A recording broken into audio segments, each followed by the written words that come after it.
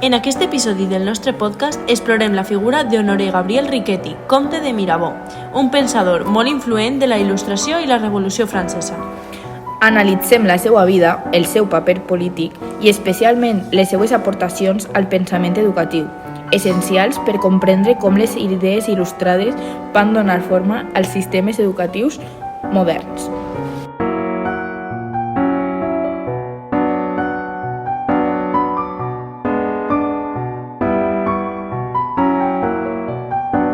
Benvingudes i benvinguts a un nou episodi del nostre podcast educatiu. Avui viatgem al cor de la Il·lustració i de la Revolució Francesa per a conèixer a una figura clau del pensament polític i educatiu del segle XVIII. Un personatge apassionat, polèmic, intens i amb idees molt influents sobre la llibertat, la ciutadania i l'educació, encara que se li recorda sobretot pel seu paper polític. Les seues reflexions educatives formen part essencial del pensament il·lustrat. Així que prepara't per a recórrer la seva vida, entendre la seva obra i descobrir per què el seu pensament continua sent rellevant avui.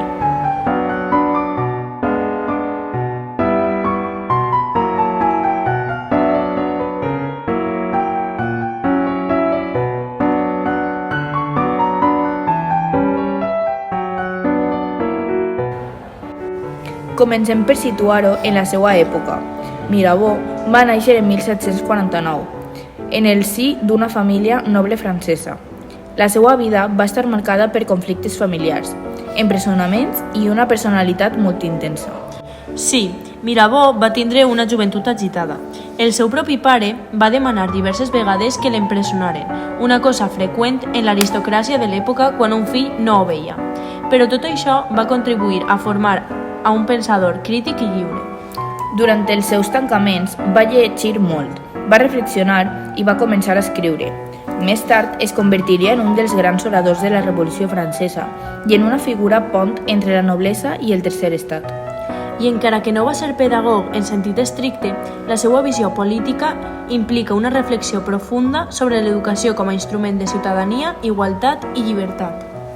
Mirabeau és un pensador marcadament il·lustrat. Creu en la raó, en el progrés i en la capacitat de l'ésser humà per a millorar la societat. I, com a molts il·lustrats, veia l'educació com una eina essencial per a aquest progrés. Sense educació, el poble no pot ser lliure, ni participar en la vida pública ni desenvolupar les seues capacitats. Per a Mirabeau, educar no era només transmetre coneixements, sinó formar ciutadans capaços de pensar, de jutjar i d'actuar. L'educació havia de preparar per a la vida social i política. I així s'acosta a altres autors il·lustrats com Condorcet o Rousseau, encara que amb una visió més pragmàtica i centrada en la participació política directa. Durant la Revolució Francesa, Mirabeau va defensar la idea de que la nova societat necessitava una nova educació, una educació republicana, encara que ell morira abans de veure consolidada la república. El seu concepte de ciutadania és molt modern. Un ciutadà no és un súbdit que obeeix, sinó una persona activa que participa en les decisions col·lectives. Però per això fa falta educació. No n'hi ha prou amb declarar-se lliures, cal aprendre a ser-ho. I per això Mirabeau insistia en la importància de la instrucció pública. Va proposar que l'educació havia de ser més accessible, racional i orientada al bé comú, trencant amb el model tradicional eclesiàstic i elitista. Un dels aspectes més interessants de Mirabeau és la seva defensa de la igualtat. Encara que provenia de la noblesa, entenia que un sistema educatiu desigual només servia per perpetuar privilegis.